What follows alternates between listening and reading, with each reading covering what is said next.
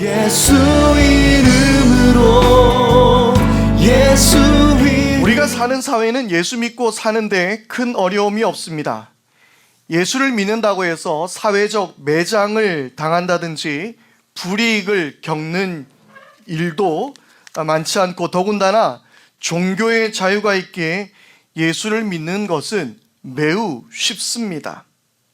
그러나 역설적으로 그러기에 오히려 예수 믿기가 어려운 세상이기도 합니다. 예수를 믿는 것보다 마스크를 믿는 것이 더 안전하고, 예수를 믿는 것보다 통장의 잔고를 믿고, 학벌을 믿고, 직장을 믿고, 사람을 믿는 것이 더 안전한 것처럼 느껴지기도 합니다. 성경을 보는 것보다 주식 시세를 살펴보는 것이 더 이익이라고 생각하는 시대에 우리는 살고 있기 때문입니다. 우리를 그리스도인이라 부르는 아마 가장 큰 이유가 있다면 그것은 우리가 예수를 믿는 사람이기 때문일 것입니다. 그러면 여기에서 우리는 다시 한번 생각해 봐야 할 것이 있습니다. 우리는 예수님을 제대로 믿고 있는 것일까요? 아니, 우리는 예수님을 왜 믿고 있는 것일까요? 먼저 우리는 예수를 왜 믿고 있는지 생각해 봐야 될 것 같습니다.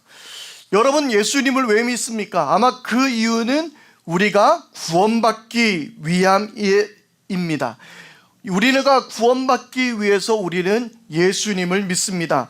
그래도 우리 교회 교인들이라면 조금 더 수준 높게 이렇게 대답할 수 있을 것 같아요. 하나님 나라를 살고 장차 영원한 하나님 나라에 가기 위해서 예수님을 믿는다고 말할 수도 있을 것 같습니다. 믿음으로 구원받는다라는 것에는 우리는 전혀 의문을 가지고 있지 않습니다. 또한 성경 여러 곳을 통해서 그것을 우리에게 말씀해 주고 있습니다. 대표적인 말씀으로 로마서 1장 16절에서 17절 말씀을 그 예로 들 수 있을 것 같습니다. 내가 복음을 부끄러워하지 아니하노니 이 복음은 모든 믿는 자에게 구원을 주시는 하나님의 능력이 됨이라. 먼저는 유대인에게요 그리고 헬라인에게로다. 복음에는 하나님의 의가 나타나서 믿음으로 믿음에 이르게 하나니 기록된 바 오직 의는 믿음으로 말미암아 살리라 함과 같으니라. 아멘. 예, 우리가 온전히 모든 믿는 자에게 구원을 주시는 하나님의 은혜라고 이 성경은 우리에게 명확하게 말씀해 주고 있습니다. 또 유명한 말씀이 있습니다. 요한복음 3장 16절 말씀이죠. 아시는 분 함께 암송해도 좋을 것 같습니다. 하나님이 세상을 이처럼 사랑하사 독생자를 주셨으니 이는 그를 믿는 자마다 멸망하지 않고 영생을 얻게 하려 하심이라. 아멘. 아주 유명한 말씀이며 이 말씀 역시 그를 믿는 자마다 영생을 주신다고 약속하신 말씀입니다. 그런데 여러분, 이 말씀을 우리가 살펴볼 때에 이 말씀은 니고데모와 예수님과 대화하던 중 나온 말씀입니다. 지난주 함께 살펴본 거듭나야 한다라는 예수님의 말씀 중에 나온 구절이 바로 요한복음 3장 16절이라는 말씀입니다. 거듭난 하나님 나라 백성된 삶으로 살아가기 위한 조건이 바로 믿음이라는 것입니다. 그 믿음이 아니고서는, 그렇지 않고서는 하늘의 이야기를 어떻게 받아들일 수 있겠느냐라는 말씀이 있죠. 사실 요한복음 3장의 말씀을 전체적인 맥락에서 우리가 살펴보아야 요한복음 3장 16절을 오해하지 않고 우리는 말씀을 읽을 수 있습니다. 니고데모가 어떻게 다시 거듭날 수 있습니까? 어떻게 다시 태어날 수 있습니까? 라는 질문에 예수님께서는 뭐라고 말씀하셨냐면 오직 물과 성령으로 거듭나야 한다라고 예수님은 말씀하셨습니다. 여기에서 이 물로 거듭난다라는 말은 다시 태어난다라는 의미에서 세례라는 예식을 우리가 가진다라는 것을 지난주에 저는 여러분들과 함께 말씀을 나누었습니다. 그렇다면 성령으로 또한 거듭나야 한다라는 것을 말씀하고 있는데요, 성령으로 거듭나는 것은 성령께서 우리를 지키시고 인도하시는 삶을 말씀하시는 것입니다. 성령님께서 인도하시는 삶은 어둠에 거하지 않고 빛된 삶을 살아가게 되는 것입니다. 우리의 삶의 방식이 악한 삶에서 벗어나서 하나님 안에서 선한 삶을 살아가는 것이죠. 그래서 요한복음 3장 20절 21절 말씀은 이렇게 말씀하고 있습니다. 악을 행하는 자마다 빛을 미워하여 빛으로 오지 아니하나니 이는 그 행위가 드러날까 하며 진리를 따르는 자는 빛으로 오나니 이는 그 행위가 하나님 안에서 행한 것임을 나타내려 함이라 하시니라. 아멘. 여러분, 우리는 성령님에 대해서 생각할 때에 우리는 너무나도 기복적이게 생각하려는 경향이 있습니다.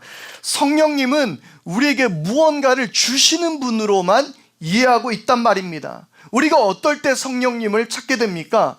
치유가 필요한 경우, 그때 우리는 성령님께 부르짖습니다. 어떠한 신비한 일이 일어나야 할 때 우리는 성령님을 찾습니다. 성령님은 물론 치유를 행하시고 신비한 일을 행하시는 분이신 줄 믿습니다. 그러나 우리 성령님은 우리를 선한 삶으로, 거룩한 삶으로 이끄시는 분이라는 사실을 반드시 기억할 수 있게 되기를 바랍니다.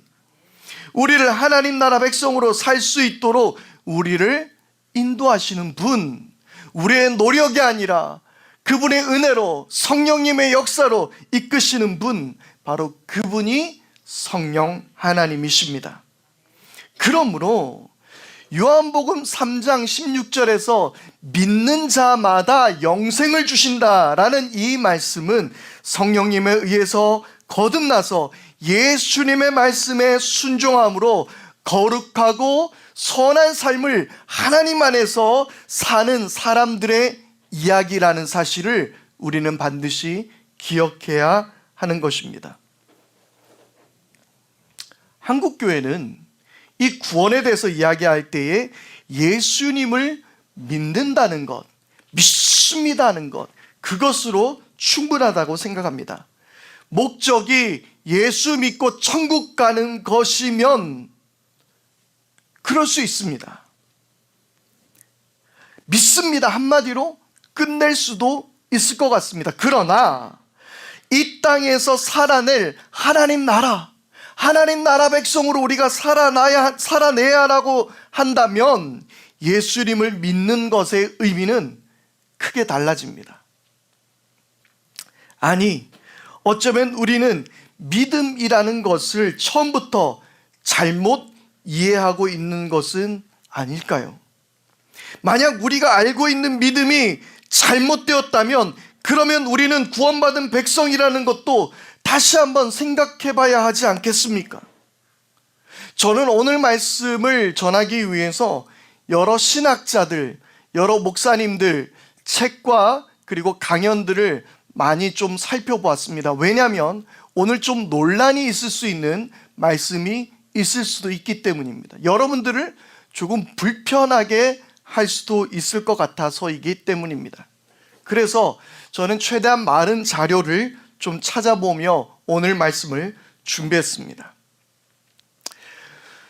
예수 믿고 그리스도인이 된다라는 것은 초대교회 당시, 초기 교회 당시에 이것은 결코 쉬운 일이 아니었습니다. 알렌 크라이더의 회심의 변질이라는 책에서 초기 그리스도인들이 그리스도인으로 회심하는 과정에 대해서 그는 잘 설명하고 있고 소개하고 있습니다. 당시 예수 믿는 사람들에게 대해 가짜뉴스가 굉장히 많았다고 해요. 성찬을 거행하는 것을 가지고 인육을 즐긴다라는 그러한 가짜 소문도 있었고요. 모든 성도들이 형제, 자매로 서로 사랑하며 교제하는 것을 음란한 행위를 한다라고 소문을 냈고, 특히 여성들이 외간 남자들과 함께 가까이 지내는 것을 두고 볼 수 있겠느냐며 비판하는 사람들도 있었다고 합니다. 그러나 매우 흥미로운 일은 예수를 믿는 사람들마다 무언가 선한 쪽으로 변해가고 있었다라는 사실입니다. 여러분, 그런데 아주 인상적인 이야기는요, 그들은 결코 공개적인 장소에서 전도를 한 적이 없었다고 합니다. 역사가들의 증언을 살펴보더라도 대중 전도에 대해 전혀 언급하지 않습니다. 오히려 초대교회 성도들은 공개석상에서 그들은 침묵을 지켰다라고 말하고 있습니다. 그럼에도 불구하고 예수를 믿는 사람들이, 예수를 믿기로 작정한 사람들이 생겨나기 시작했던 것입니다. 초대교회 성도들의 모습에서 무언가 알 수 없는 매력이 있었던 것이지요. 특별한 전도 프로그램도 없었던 그 초대교회 당시에 사람들은 관심을 가지기 시작했고 호기심을 가지고 교회를 들어오기 시작했습니다. 당시 예수를 믿는 사람들은 단순히 예수를 믿는다는 사실 하나만으로 자신의 정체성을 나타내고 있지 않았습니다. 4세기 이집트에서는 강제로 남자들을 붙잡아 군대에 입대시키는 일이 있었는데, 일을 하던 강제 징집대가 농민들을 납치해서 호송하던 중이었습니다. 당시 이집트 테베에 있는 교회가 이 소식을 듣게 되었습니다. 징집대에 의해서 납치된 농민들을 호송하기 위해서 그들을 잠시 감옥에 가두었었는데요, 이 소식을 들은 그리스도인들은 음식을 비롯해 마실 것과 그리고 생필품을 가져다가 그들에게 전해주었다고 합니다. 아니, 자신에게 이런 도움을 준 사람들에 대해 의아하게 여기던 파코미우스라는 징집병은 그들이 그리스도인들이며 낯선 사람들 뿐만 아니라 모든 사람에게 자비를 베푼다는 말을 전해 들었습니다. 그리고 이 파코미우스는 하나님께 헌신하며 이렇게 기도합니다. 하나님, 만일 당신께서 이 고난에서 우리를 건져주시면 내 평생 당신의 뜻을 위해서 일하겠습니다. 그 후 파코미우스는 초기 수도원 운동의 원동력이 된 매우 훌륭한 수도사가 되었다고 합니다. 파코미우스는 당시를 이렇게 말합니다. 그 사람들은 그리스도, 독생하신 하나님의 아들의 이름을 간직한 사람들이요, 모든 사람에게 선을 베풀며 하늘과 땅과 인간을 만드신 분에게 소망을 둔 사람들입니다. 멋진 이야기 아닙니까? 과거 초기 그리스도인들을 연구하는 사람들의 분석에 의하면 당시 그리스도인으로 교회에 들어오기 위해서는 보통 4단계를 거쳐야 했다고 합니다. 앞서 말씀드린 알렌 크라이머의 회심의 변질에서 이 4가지 과정에 대해서 설명하고 있는데요, 1단계는 누군가가 전도해서 데려온 사람이 아니라 기독교의 매력을 느낀 사람들이 찾아와서 일원이 되기를 신청하는 것부터 시작합니다. 그러면 그 사람에 찾아가서 교회의 지도자가 믿음을 검증합니다.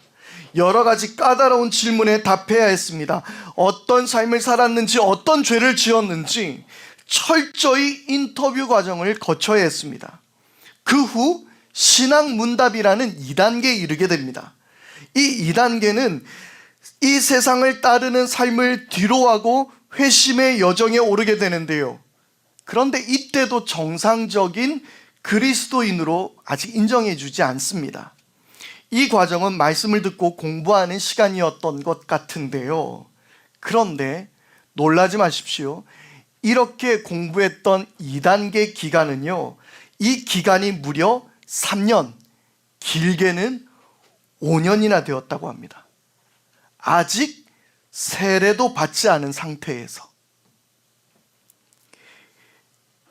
우리 교회도 한번 그렇게 해볼까요? 그러나 중요한 것은 기간이 아닙니다. 그들이 원했던 것은 진정한 회심이었습니다. 사도 전승에 따르면 이렇게 말합니다. 만약 누군가가 명민하고 잘 인내하면 기간은 문제될 것이 없고 오직 그의 행동으로 판단하면 됩니다 라고 말했다고 합니다. 그렇습니다. 여기에서 중요한 부분은 삶의 변화였습니다. 예를 들면 이 2단계를 거치면서 이렇게 질문했습니다. 선한 삶을 살아왔습니까? 당신은 과부들을 존중해 왔습니까? 아픈 사람들을 방문했습니까? 각종 선한 일을 실천해 왔습니까? 이런 까다로운 질문들, 이런 까다로운 과정을 지내서야 3년, 5년이나 되는 과정을 지내서야 비로소 세례를 받을 수 있었습니다. 그런데 그렇다고 해서 완전한 새신자 과정이 끝난 것이 아닙니다. 성찬과 거룩한 입맞춤의 교제 등에 참여할 수는 있었지만 그들의 삶과 행동에서 분명한 회심의 여정이 있어야 했습니다. 그들은 그러할 때야 완전히 새롭게 태어나 드디어 그리스도인이라 불려질 수 있었던 것이죠. 지난주 말씀드렸던 것에 의하면 십자가에 못 박혀 내가 완전히 죽었다라고 선언할 때야 비로소 그는 그리스도인으로 인정할 수 있게 된 것입니다. 그리스도와 함께 죽고 그리스도와 함께 다시 살아나 그의 선한 일들이 그의 삶 속에서 일어남을 통해서 그들은 참된 그리스도인으로 거듭났다라는 말입니다. 그러면 여기에서 회심을 중요하게 생각했다라고 말씀드렸는데요. 이 회심이라는 것은 무엇일까요? 이 회심이라는 것에 대해서 김형국 목사는 이렇게 이야기합니다. 사도행전 26장 18절 말씀 속에서 사도 바울의 말을 빌어서 회심에 대해서 이야기하고 있는데요. 사도행전 26장 18절 말씀입니다. 이것은 그들의 눈을 열어 주어서 그들이 어둠에서 빛으로 돌아서고 사탄의 세력에서 하나님께로 돌아오게 하며 또 그들이 죄사함을 받아서 나에 대한 믿음으로 거룩하게 된 사람들 가운데 들게 하려는 것이다 하고 말씀하셨습니다. 지금 사도 바울이 자신의 삶을 지금 변호하고 있는 그 상황이었어요. 자, 이 말씀에서 살펴볼 수 있는 것은 회심에 있어서 중요한 것은 돌아서는 것입니다. 가던 길을 멈춰야 돌아설 수 있는 것이죠. 이것이 아닌데, 이 길이 아닌 것 같은데, 그리고 멈춰야 하는 것입니다. 이 세상이 주는 행복의 정체가 무엇인지 바로 인식하고 이거 아니잖아 하고 멈춰서는 것부터 시작해야 됩니다. 자본주의가 주는 행복의 정체를 명확하게 보아야 합니다. 그곳에 희망이 없다는 것을 깨닫고 멈춰서야 합니다. 그리고 돌아서야 한다라는 말입니다. 세상 안에서 행복을 찾을 수 있는 것이라는 것은 결국 자본주의 세상에서 재물이 많으면, 가진 것이 많으면 행복하게 해줄 것이라고 착각하게 만드는 것뿐입니다. 그러나 그 삶은 우리를 더욱더 고단하게 만들고 힘든 삶으로 우리를 이끌게 될 것입니다. 그러므로 그러한 삶에서 우리는 돌아서야 합니다. 어디로? 빛으로 돌아서야 한다는 거예요. 하나님께로 돌아서야 하는 것입니다. 사탄의 세력으로 대표되는 이 세상적 가치에서 하나님 나라 백성으로 우리는 돌아서야 하는 것입니다. 그리고 그리스도 십자가 대속으로 죄 사함을 받고 거룩한 사람들이 되는 것입니다. 여러분, 여기에서 중요한 것은 우리는 이 세상에서 돌아서지 않고 그리스도의 십자가만을 이야기하는 것은 잘못이라는 것입니다. 돌아서지 않으면서 삶이 여전히 세상을 향해서 걸어가고 있으면서, 그리고 성령님을 의지하지 않으면서 십자가 대속만을 우리는 이야기할 수 없다라는 것입니다. 이 말에 대해서 좀 더 과격하게 말씀하시는 분들도 계십니다. 이분들은 이렇게 말합니다. 사탄의 가장 강력한 무기가 잘못된 구원론이라는 거예요. 마귀는 지금 이 공격으로 인해서 수많은 사람들을 지옥에 빠뜨렸다라는 거예요. 한국교회가 구원론을 잘못 가르쳤다라는 말입니다. 거룩한 열매가 없어도 믿기만 하면 구원받는다라고 말하고 있는 것이지요. 선행은, 착한 일 하는 것은 그저 상급에 관한 문제이지 구원론과는 상관이 없다라고 말하고 있다라는 거예요. 그런데 여러분, 이렇게 말하는 것은 지난 세월호 사건 가운데서 드러난 한 종교가 있었죠? 뭐였죠? 구원파였습니다. 구원파에서 말하는 그들의 사상과 크게 다르지 않다라는 거예요. 구원파는 이렇게 말합니다. 누구든지 한번 예수님을 주로 믿습니다 라고 예수님을 영접하고 구원의 확신이 있으면 그 다음부터 죄를 지어도 상관없다라는 거예요. 우리 구원이 흔들리지 않는다라는 거예요. 그래서 죄 짓고 마음대로 살아라는 거예요. 사기도 치고 적당히 살아가도 세월호 사건을 통해서 드러났듯이 그런 범죄를 저질러도 구원받는데 아무런 문제가 없다라는 거예요. 삶과 신앙을 분리시켜버리는 것이죠. 여기에 대해서 종교개혁자 칼빈은 이렇게 말했습니다.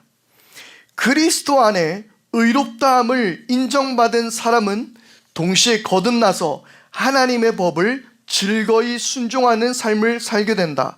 의롭다 하는 믿음은 반드시 순종의 열매를 산출하는 믿음이다. 믿음은 순종을 대신하는 것이 아니라 순종을 가능케 한 유일한 은혜의 채널이다.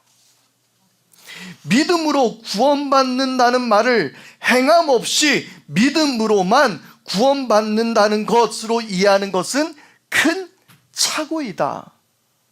여러분, 이 말에 대해서 어떻게 생각하십니까?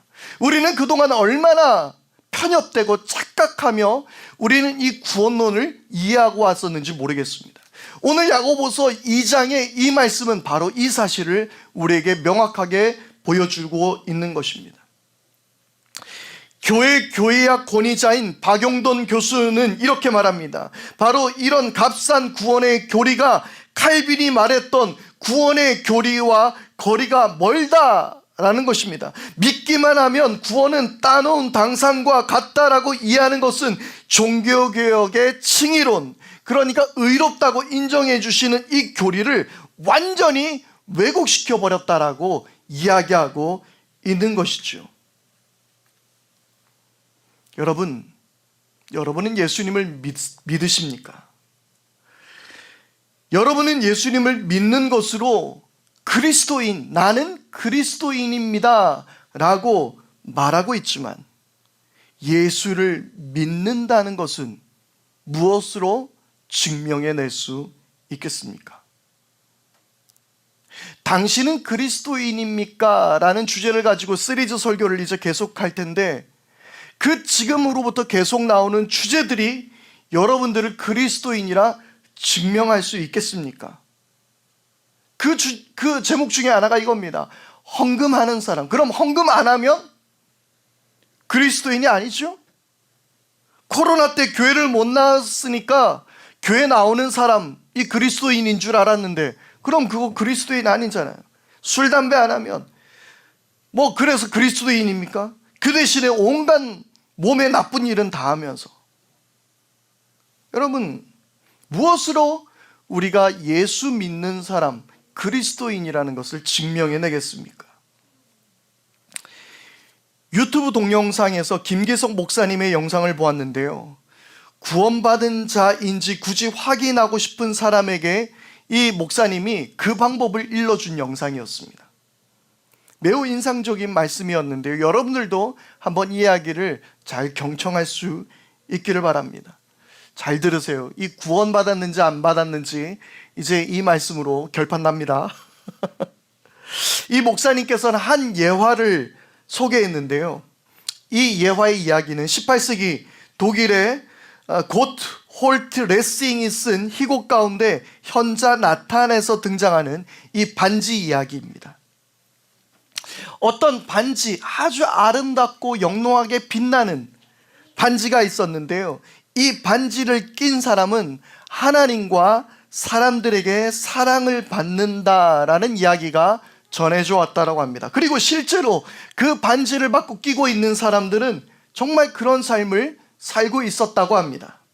이 반지를 자식에게 전해져 가다가 아들 가운데서 가장 그 반지에 합당한 삶을 사는 아들에게 이 반지를 전해주게 되었고, 반지는 그렇게 계속해서 전해 내려왔습니다. 어느 날 이 반지를 소유하고 있던 아버지가 임종이 다가오게 되었습니다. 그리고 아들 3명이 있었는데 이 아들들 가운데 누구에게 반지를 줄지 몰라 되게 고민하고 있었다고 합니다. 만약 자기가 생각하는 한 아들에게 주었을 때 나머지 아들이 상처를 받지 않을까 염려하기도 했었던 것이죠. 그래서 이 아버지는 세공사에게 부탁을 합니다. 이 반지와 똑같은 반지를 2개 더 만들어 주십시오. 그래서 아무리 보아도 똑같은 반지가 3개가 되었습니다. 그리고 아들들에게 이 반지를 나누어 주었습니다. 이 반지를 받은 아들은 아버지가 나에게 이 반지를 주었구나 라고 생각했고, 그리고 나머지 2 아들도 똑같은 생각을 했습니다. 그런데 아버지가 돌아가신 후에 알고 보니까 형제들 3명이 똑같은 반지를 다 끼고 있는 거예요. 서로 자기가 낀 반지가 진짜일 거라고 생각했습니다. 그래서 그들은 어느 반지가 진짜 반지인지 알아내기 위해서 재판관을 찾아갔습니다. 그런데 이 재판관도 도무지 알 길이 없었던 거예요. 아무리 봐도 이 반지가 똑같이 생겼던 것이죠. 그런데 이 재판관 마음속에 생각이 떠올랐습니다. 이 반지를 받은 사람은 하나님께 사랑을 받고 사람들에게 또 사랑을 받는다고 했지, 그러니까 누가 반지의 주인인지는 이들의 삶을 보면 알 수 있겠다.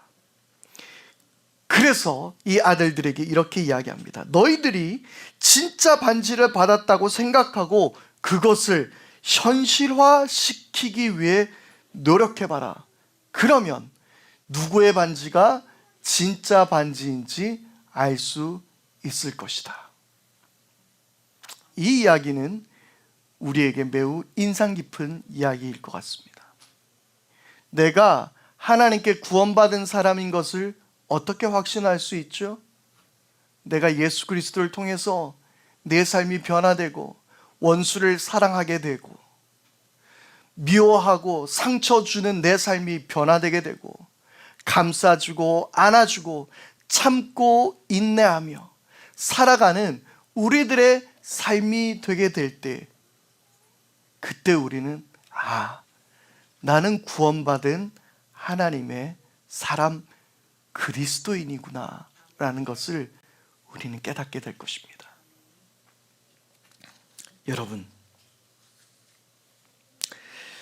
여러분들은 예수님을 믿으면서 어떤 열매를 맺어왔습니까?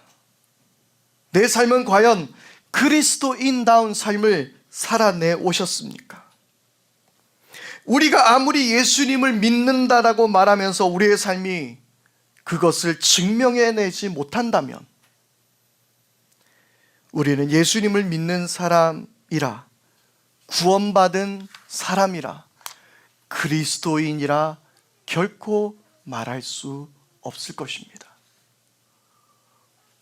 오늘 우리의 삶을 돌아보며 하나님 앞에 참된 그리스도인으로 거듭나기로 결단하는 여러분들이 되기를 바랍니다.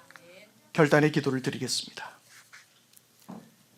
하나님, 우리는 하나님을 믿는다며 예수님을 믿는다 말하며 내 삶 속에는 어떤 선한 열매가 맺어지고 있었습니까?